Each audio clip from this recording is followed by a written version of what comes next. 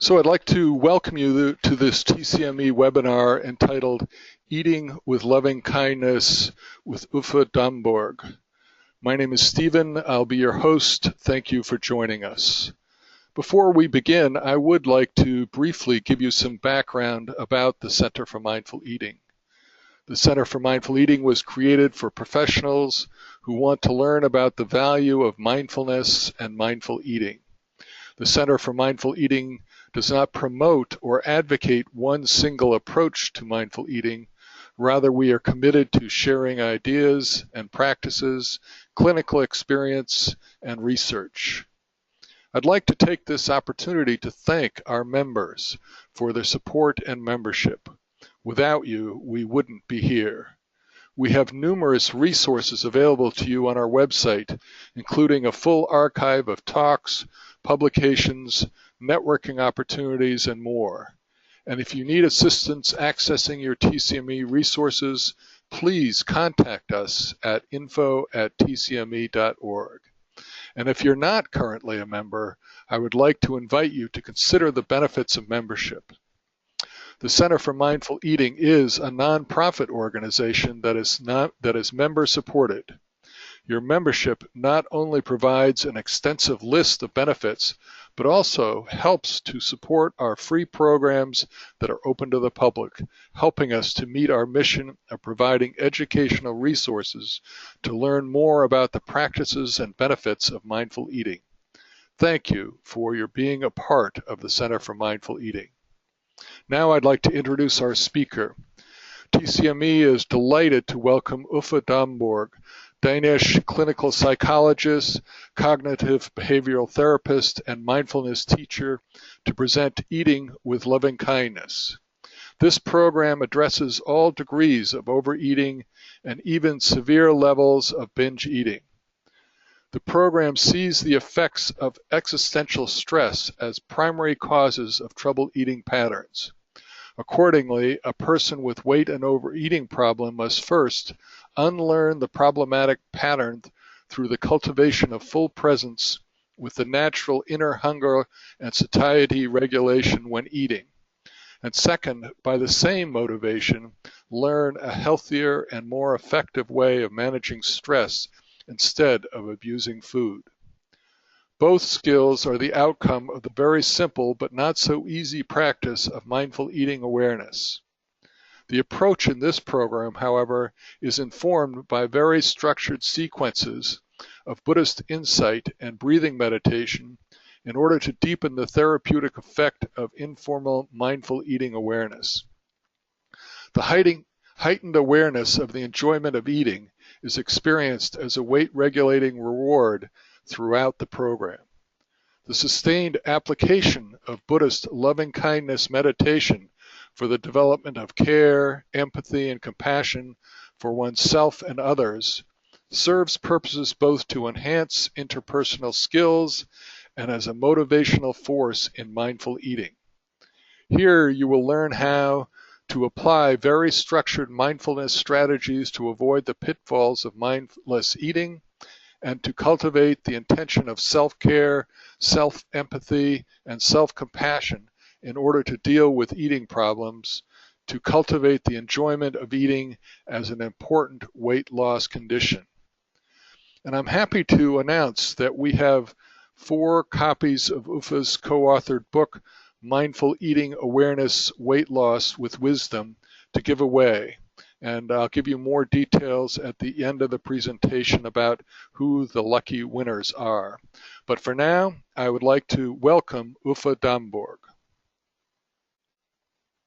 Thank you for being with me for this webinar on mindful eating with loving kindness. And thank you, Stephen, for your very kind introduction. During the 60s and 70s, I lived for a number of years in Buddhist meditation monasteries in India and Sri Lanka. That was a wonderful time in my life and really the basis of everything that I'm now doing as a psychologist. But at times it was a challenge to remain in good health in these rather austere monasteries in very poor villages deep in the countryside. as far as my weight was concerned, I was neither overweight nor underweight. And in the beginning, it was hard to keep my weight in balance while living on such a very modest, very monotonous, and you would probably call it very ascetic diet, as I did in those monasteries. Fortunately, I learned how to eat with an intensity of presence that opened my mind to an awareness of the fact that each morsel of food was the morsel of food that I had never tasted before in my life. And that is a very enjoyable way of eating, even if the food is very modest. The pleasure of being fully present with eating and the weight regulating function of this enjoyable presence is really what mindful eating is all about. It is a win-win situation. If you are overweight, you will lose weight. If you are underweight, you will take on weight. Or if you just want to keep your current weight stable, you will even increase your healthy, pleasurable relationship with food and eating. The most basic habit you need to change in the practice of mindful eating is the habit of turning your full awareness off and the autopilot on again and again while you're eating. Because eating is probably one of the most automated activities in our hectic modern society. And overeating due to stress and eating on autopilot has, over time, become a common way of eating in our part of the world, and it is the most overlooked cause of obesity. Many people overeat to a degree which leads to both physical and psychological suffering. And the practice of mindful eating awareness de-automates this troubled pattern. If you have become overweight due to overeating, there is one pleasurable way, and that is the most effective one, to achieve stable weight loss. And that is by mindfully unlearning the pattern of your eating that overshadows the natural, healthy, internal regulation of your eating. And into the bargain, you will also learn how to deal with the stress which triggers your overeating, that urges you time and again into autopilot to abuse food in order to de-stress. And if you are unfamiliar with mindfulness practices, you will probably be surprised to learn that greater sensuousness, and not less, but more intense enjoyment while you're eating, is part of the solution to the problem of stress eating and overeating. So I'll offer a working definition of mindful eating, which is, of course, just one among others, but the one that is at basis of the book Mindful Eating Awareness, Weight Loss with Wisdom, that I co-authored with Per Brandgaard, who is a nutritionist and weight loss counselor and from Denmark like myself. So let's have a look at the recipe. The recipe for mindful eating: you'll have to learn to eat with sustained mindful awareness, with conscious intent from moment to moment. You probably have to reiterate that intention again and again as your mind drifts away from your eating, so you can pull it back to what you're doing at the present moment. And you have to learn to eat with full acceptance of the physical hunger in your stomach, and with full acceptance of the sensuousness of eating, and with full acceptance of the enjoyment in eating. When this recipe is applied for losing weight, the enhancing of the pleasure of eating while eating is the critical weight loss condition. intense enjoyment of food is neither a luxury nor coincidence, but the true prerequisite for health. The level of the enjoyment of eating is conditioned by the degree of your stomach hunger at the beginning of the meal. And on the other side, this enjoyment becomes a condition for becoming sensuously satisfying full at the end of the meal. Purely biologically, enjoyment is necessary for our health. It is something you neither can nor should avoid, especially if you want to lose weight. The organism needs both an appropriate amount of food and an appropriate variety of food. And enjoyment is the reward when your organism gets all its needs met. However, many overeaters confuse the food craving itself with enjoyment. But enjoyment and craving are two different phenomena, both anatomically and biochemically. Cravings and enjoyment take place in different areas of the brain and are regulated by different signaling substances. Food cravings are regulated by dopamine, while enjoyment is regulated by opioids. And what goes wrong in overeating is that eating becomes characterized by too many cravings for foods and too little enjoyment of the sensuousness of eating it. What overeaters need is more enjoyment of healthy, sensuous eating, which is regulated by stomach hunger. This enjoyment and its underlying circuits in the brain depend on a biologically developed wisdom. It is the enjoyment that via our sensations of hunger and fullness connects us with our innate inner eating and weight regulation. The more hungry we are, the greater our enjoyment of eating. The more the brain's center of reward is activated. And the more sensuously satisfying our fullness, the less we overeat. And our biological needs for enjoyment and fullness will only be completely satisfied through full attentive presence with all our senses while eating. It is only when you learn to accept healthy, sensuous enjoyment of eating fully, that you can begin to stop weight gain and achieve a stable weight loss. To the extent that we switch our awareness off and the autopilot on while we're eating, we cut ourselves off from this inner natural weight regulation. And in this state, we easily get into overeating, ironically, without any particular enjoyment of what we eat.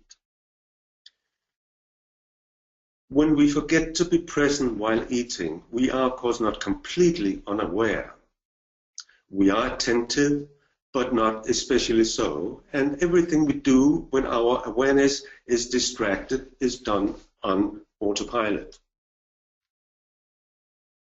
It is inherent in the automation of behavior that you almost unconsciously repeat a program from the past.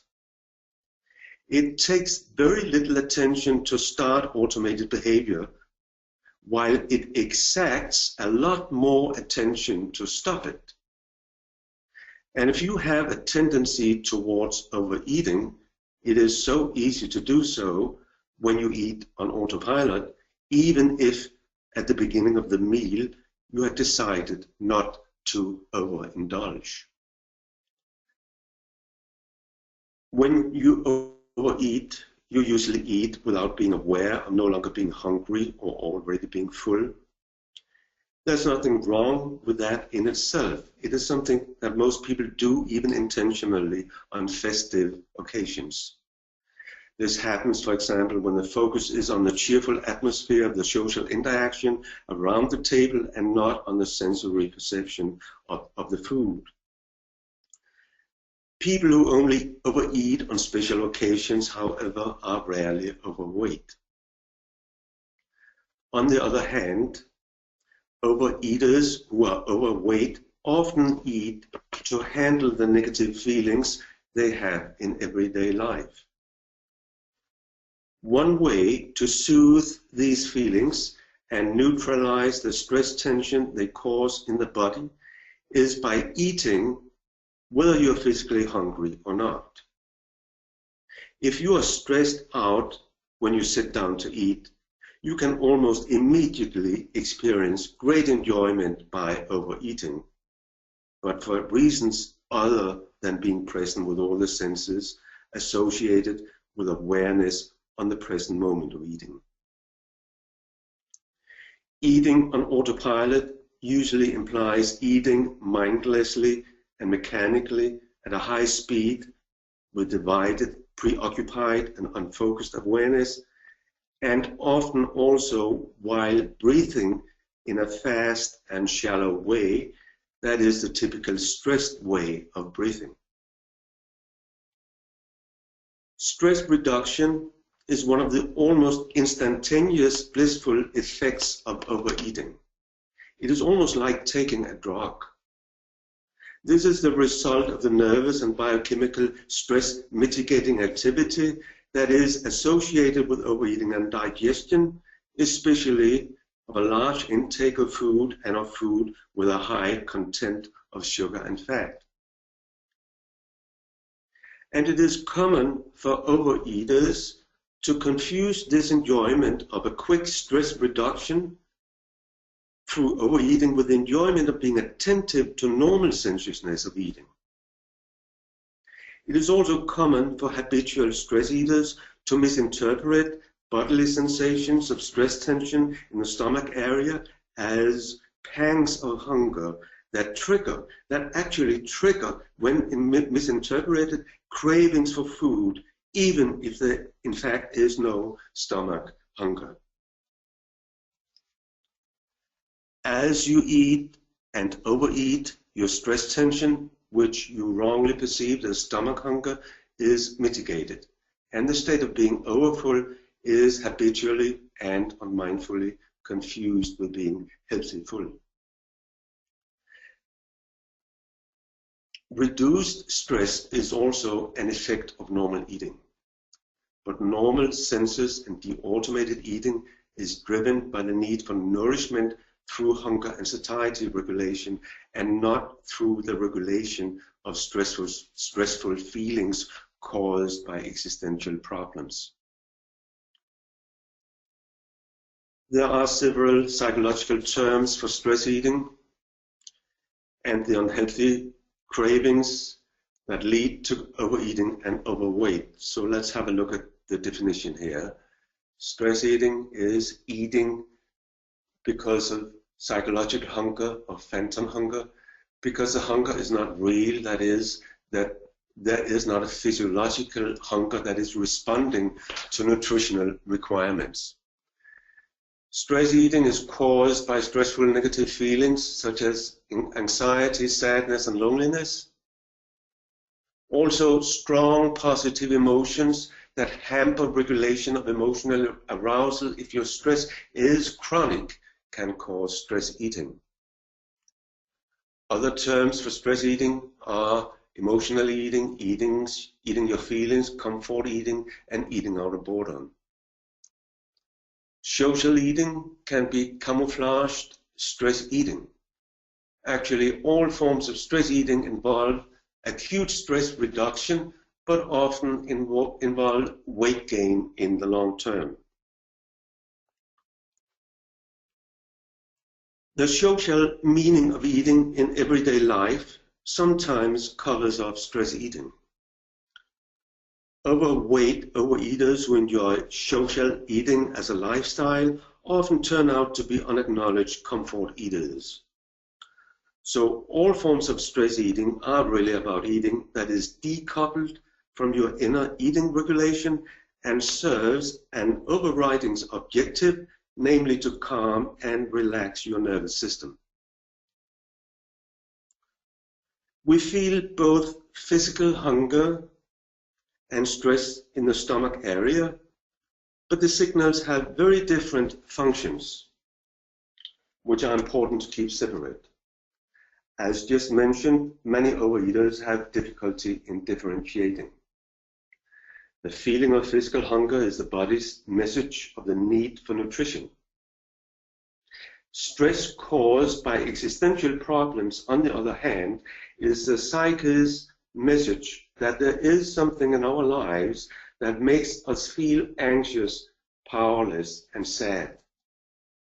And this pain that concerns our psychological life is something we need to address with sustained presence and insight into our mind, rather than escaping from it through mindless overeating. For this reason, it is difficult for stress eaters to change their eating pattern unless they learn another way to deal with problems and difficult feelings instead of overeating. Unlike dieting, mindful eating is not about what you should eat and what you should not eat, but about how, when, and why you eat, and how you enjoy it while you're eating, almost no matter what you eat.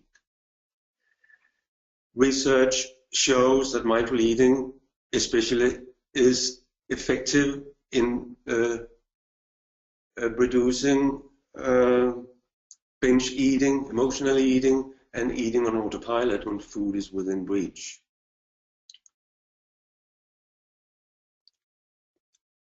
Mindful eating helps you to both eat in a way that gives greater stress reduction per calorie, so to speak, and manage your stress in more appropriate ways than by eating it down and gaining overweight. Whereas weight loss dieting, with its unhealthy, nonsensical, restrictive, and depriving relationship to food, is a source to increase stress that over time usually even leads to the exacerbation of your weight problem. So there are actually two dimensions in this approach to changing the overeating pattern.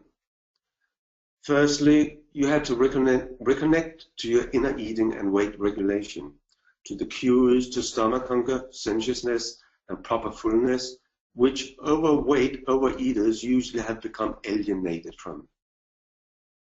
Secondly, you have to learn a different way to solve existential problems that cause you stress than eating your tensions and negative feelings down. So how do we begin applying mindfulness practices to this end? And if we're working professionally with overeating problems, how do we teach these practices in an easy, understandable way to our clients or patients? Well, some of the best memories of food I have today are not from festive gatherings or visits to expensive restaurants, but from the modest meals I once ate at meditation centers deep in the countryside of Southern Asia. These experiences of food were not about food in the traditional sense, but about the deeply satisfying taste of presence with the moment of eating. And I have found it very useful as a first small step to convey this taste of presence with the moment of eating, no matter how briefly, to my clients with overeating problems. And I use an exercise of mindfulness on eating a crisp, juicy apple that will crunch beautifully as you sink your teeth into it and perhaps make you salivate by merely looking at it. You could, of course, also eat a raisin, but I think it is more of just a mindfulness exercise rather than a mindful eating exercise. There's not much juice there dripping down your chin, nor much sensuous sound in chewing a raisin. But a sweet, juicy piece of fruit you love to eat will certainly teach you the fundamental steps to mindful eating awareness, one for each of the senses, moment by moment.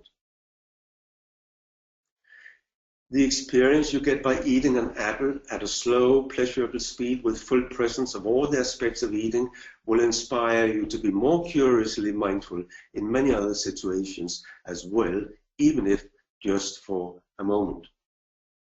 You could even use this mini eating meditation to structure a pause in your busy everyday life, like something you do every day. It takes 5 minutes and you can do it anytime and anywhere. And try doing it as a meditation on the meaning of complete acceptance of the sensuousness in eating. Acceptance is an important aspect of mindful perception. And it means to open the mind completely to what is in the mind's focus at that time in order to experience it fully, just as it is. So you will have to reduce the speed of your eating if you experientially want to accept the sensuousness of eating. The more you reduce the speed of your eating, the more present you become with all the many aspects of sense impressions you're cut off from when eating fast with distracted, preoccupied, and divided mind.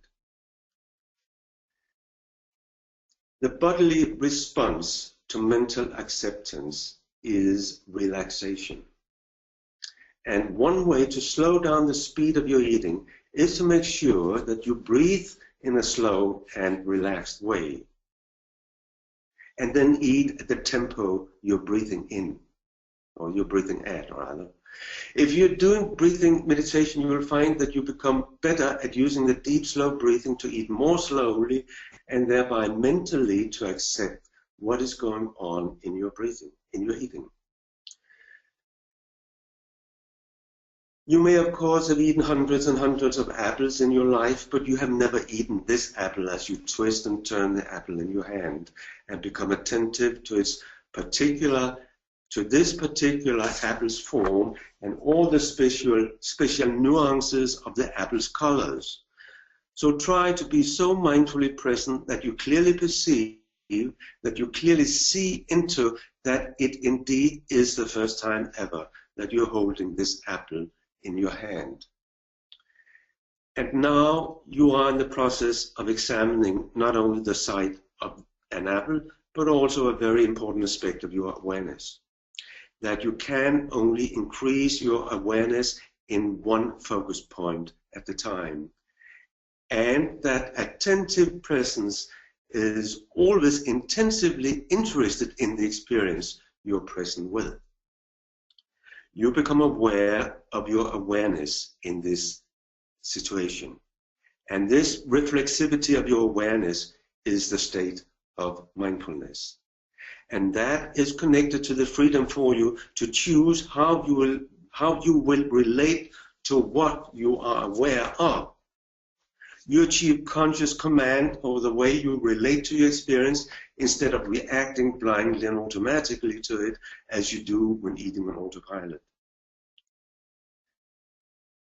This may not be very important when eating just an apple, but it certainly is of major importance with regard to eating in general, and especially for those who suffer from overweight and compulsive overeating.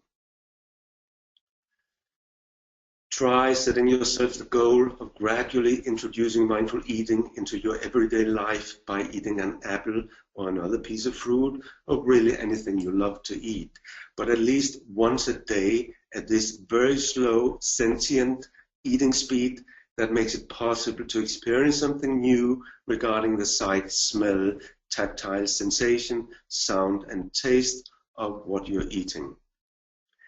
And train yourself in becoming aware of the close connection between the way you breathe, the mental state you're breathing in, and the tempo in which you're eating.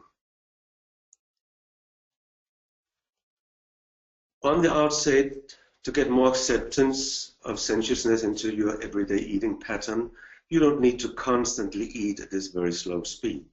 But at moments during each meal, you could decide to eat just one mindful mouthful at this speed. And before or after your mindful mouthful, check in on your breathing and the level of your stomach hunger. This is very important because it is stomach hunger that regulates mindful eating.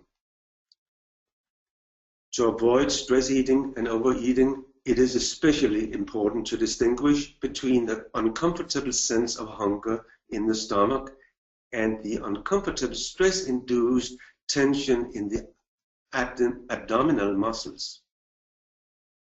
For stress eaters, tension in this area can trigger psychological hunger when the tension is confused with being physical stomach hunger.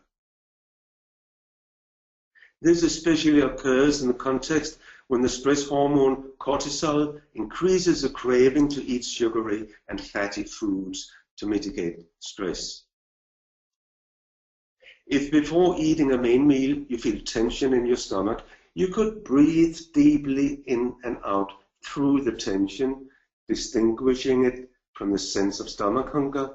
As you relax, your tension subsides and your sense of hunger becomes clearer. Then identify your stomach hunger as hunger. Your inner voice repeats the note, there's hunger, slowly a few times. You use the note, the mental note as it is called. It stems from the Asian mindfulness tradition. You use the mental note like crosshairs for your awareness on where and how you feel the sense of hunger with each inhalation and exhalation. It is important because it is the intensity of your stomach hunger that should regulate your eating and not your stress tension. In our book, Mindful Eating Awareness, Weight Loss with Wisdom, we offer a system of mindfulness scales for levels of hunger, enjoyment, fullness, and overfullness that make it easier for you to think realistically about the many different intensities of hunger, enjoyment, fullness, and overfullness and how they interact. Because many overeaters have really lost contact to the bodily cues to this regulation. And then it is no wonder that eating becomes like driving a car without brakes. Accepting hunger is not about starving. It is about waiting to eat until the right level of hunger intensity is reached. Accepting hunger opens our senses to the intensity of enjoyment of eating. And enjoyment of eating makes us probably full in a way that prevents overeating.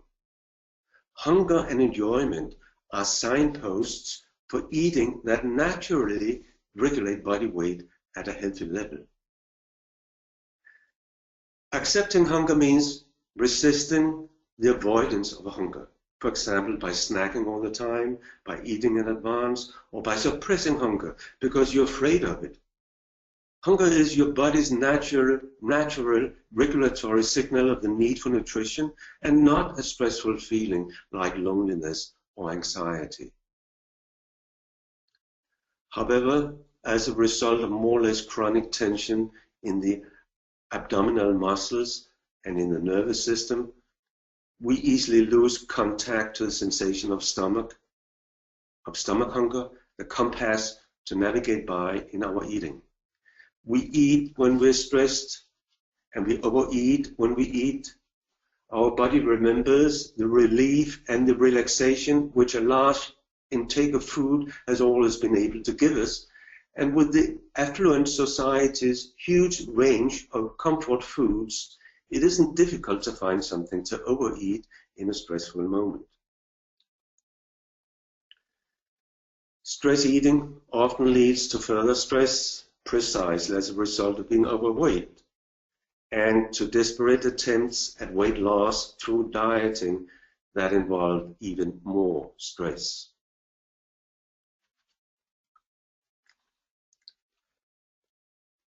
Mindful eating sharply mitigates stress, and the wider application of mindfulness also prevents the accumulation of stress that triggers overeating. The uniqueness of the method is initially the use of breathing meditation that is at the foundation of developing mindfulness. Breathing meditation is a well-documented, effective way to prevent and mitigate everyday stress. Breathing meditation is also the most methodical way to develop mental concentration that anchors and sustains your mindfulness so it becomes deep and stable. In this way, breathing meditation facilitates focused awareness on all the external perceptions and internal bodily sensations and cues which are important for the natural regulation of weight. So here we are. I just lost one. Okay, no. Yeah, I lost one PowerPoint here. But so I'll just read. There was supposed to be a PowerPoint here on breathing meditation on the abdomen. It connects you to your healthy inner eating and weight regulation. It is the simplest meditation there is, makes your breathing deep and slow, relaxes your body and mind, takes your awareness down into your body, increases your awareness of hunger, increases your awareness of sensuousness and enjoyment, increases your awareness of fullness, makes it easier to distinguish between stomach hunger and sensory hunger, makes it easier to distinguish between physical and psychological hunger, makes it possible for you to handle stress eating, and leads to generally increased mindfulness and equanimity in the face of the vicissitudes of modern life. You can do the meditation at any time during the day and as often as you wish. And you can do it in the informal way with your eyes open and even while being with other people around the table, and then at times focusing sharply in on your sensations of hunger and satiety. Mindful eating per se does not depend on the formal practice of breathing meditation, that is, when sitting in an immobile meditative posture for any length of time. You can use mindfulness of breathing in the informal and momentarily way I suggested earlier, but a formal meditation practice is certainly a great help, especially if your stress level is high. The practice of general mindfulness in eating, however, is an implicit act of kind self-care insofar that there's no self-condemnation, aversion, or anger, or any other negative feeling in the state of being mindful. But a more conscious cultivation of the practice of loving kindness and compassion and the stance of self-empathy are very helpful, both for sustaining a practice of mindful eating in the long term and in order to learn to deal with existential problems that cause you stress and trigger your overeating. This is within the scope of meditation on loving kindness that has gained a foothold in Western mindfulness psychology in recent years. Psychological studies show this meditation develops our social intelligence insofar we better understand other people's feelings and needs, and it develops our inner mental intelligence as we become better in understanding our own true needs and feelings. In other words, research shows that the meditation increases our ability for empathy for both oneself and others. Empathy increases positive feelings in general and reduces negative feelings, especially anger, anxiety, and depression, and enhances social connectedness and pro-social behavior. It is apparently the same circuits in the brain that underlie empathy with ourselves as empathy with others. The better we understand others, the better prerequisites we get for understanding ourselves, and the more we understand ourselves, the better we understand others. We develop empathy in this way from the beginning to the end of our lives. And for this reason, we cannot develop authentic self-compassion without an awareness of our deep interconnectedness with other people, as we do in the meditation on loving kindness.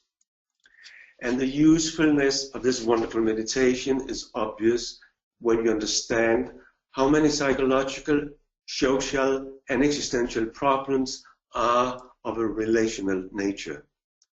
This applies also to eating disorders and the stressors that keep triggering troubled eating patterns.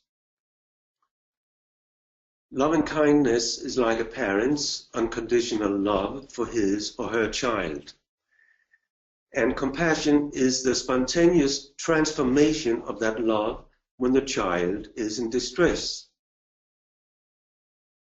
If you have a loving, kind attitude towards yourself, you will experience self-compassion in adversity, instead of beating yourself up with harsh self-criticism, probably based on comparing yourself negatively with others who you think are more successful.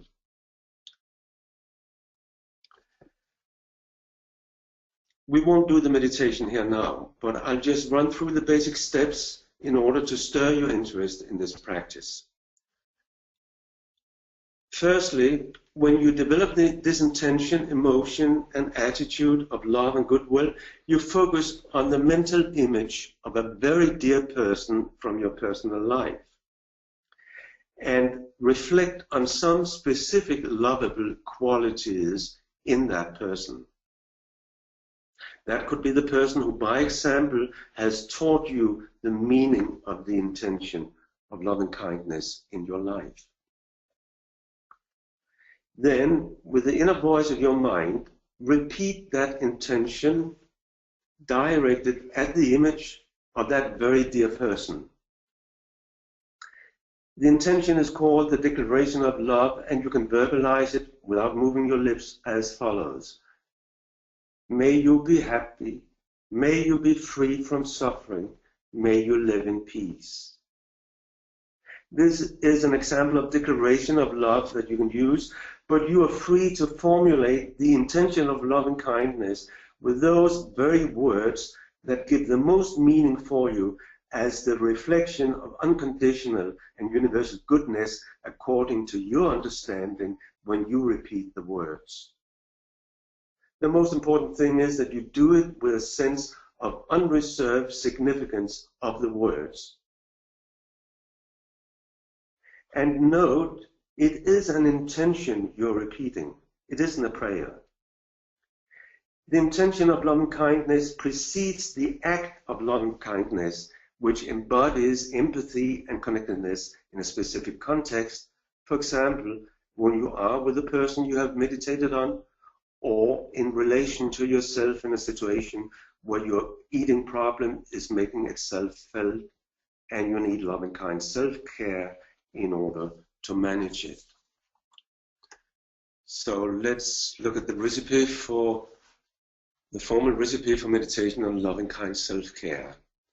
So you meditate on your primary dear person, on this very dear person, for 2 to 10 minutes, and repeat your declaration of love over and over again, directed towards the visualization of the very dear person.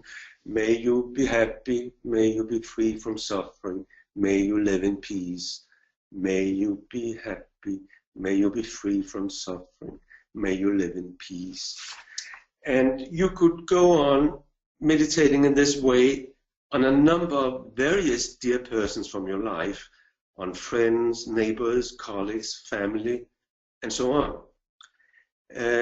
But then gradually include images of people you from the outset have a different attitude towards. So you can try embracing these people too, the meaning of the intention. But then at one time, let go of the visualization of the person you are meditating on and repeat the intention of loving kindness with a feeling, with a felt sense for the unconditional meaning of the words directed towards yourself. I want to be happy. I want to be free from suffering. I want to live in peace. I want to be happy. I want to be free from suffering. I want to live in peace.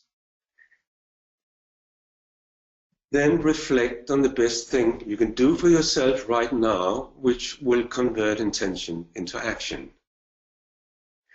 If even for a brief moment you can get in contact with this meaning in a pressure situation, you will experience loving kindness as self-compassion.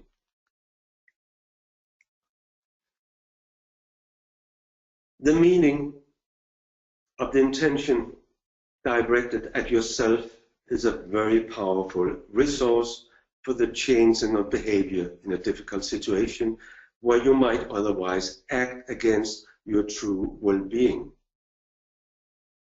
And of course, ideally speaking, in the difficult situation, you get directly in contact with the meaning of the intention of self-compassion if you have developed the loving-kindness meditation as a daily practice, for instance, at the end of the formal practice of the breathing meditation every day.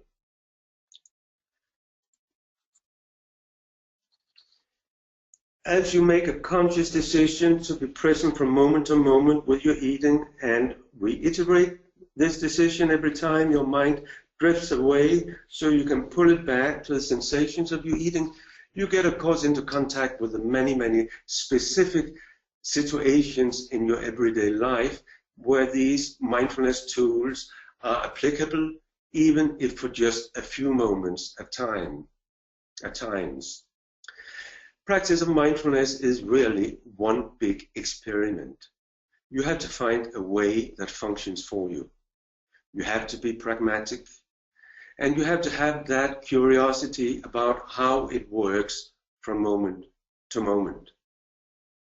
Then your eating will be a very interesting and pleasurable experience. And if you had an eating problem, your new way of eating will become a liberating experience as well. Mindfulness and loving kindness can anchor your presence, not only in relation to your eating, but also in relation to yourself and your inner world, and to other people who are inside and outside your world.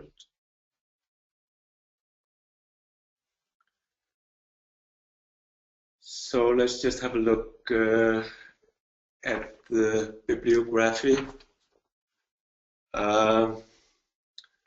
So there are articles about the research of the American professor of psychology, Gene Christeler, who is pioneering in this field of research, mindful eating awareness. And I can recommend her articles to you. And there's the work by Christine Neff, who is German CK and Neff KD, Self-Compassion in Clinical Practice. Christine Neff is pioneering in the field of research into the application of self-compassion.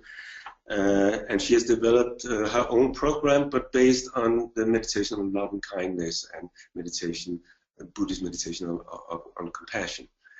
And well, there's this wonderful study from the University of I think it's Boston here, that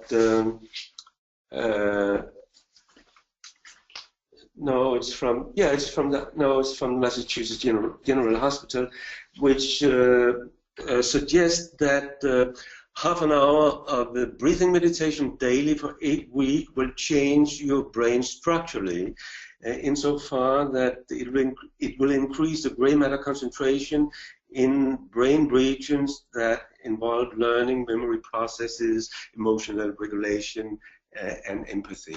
And I think that is just wonderful. It's just wonderful, Breathing meditation is really about training and focusing the mind and refocusing whenever the mind drifts away from its focus, and the ability to keep your mind, your attention sustained in the focus you intend to be mindful of is a wonderful ability. Is really a prerequisite for general life quality. We need that in all areas of life, and not least in order to manage difficult situations like eating disorders, eating problems. So with these last words, I'll hand over to Stephen. I think Stephen will help answering whatever questions there may be. Okay. Well, thank you very much, Uffe. That was a very stimulating presentation. Certainly lots to think about there. And hopefully our audience, like I do, was thinking about it, and perhaps they would have some questions. Yeah. So we can deal with questions in two ways. If you click your little hand icon on your taskbar, then I will call on you and unmute you so you could ask your question to Uffe directly. Or if you prefer, we could take your questions through the chat mechanism, and I would be happy to read those questions for Uffe to answer. Let's see, I don't see any coming in so far.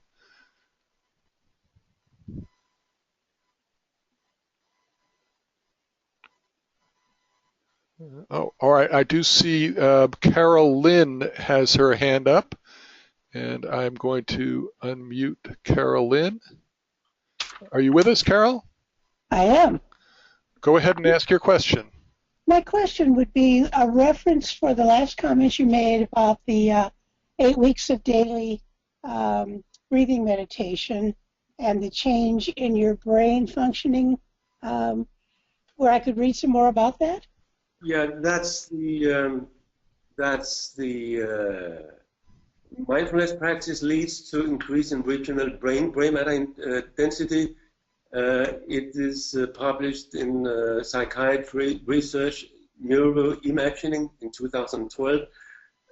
It was a study done by Hölzel, Wangel, Congleton, Yeren Setia. I don't know how I'm pronouncing the names correctly, but it was carried out at the Massachusetts General Hospital. It's on the list here. It's on this. It's if you look under B, Britta, K, Hölzel, and I think it was duplicated. Actually, it's been duplicated in different places in the world. Okay, thank you very much. You're welcome.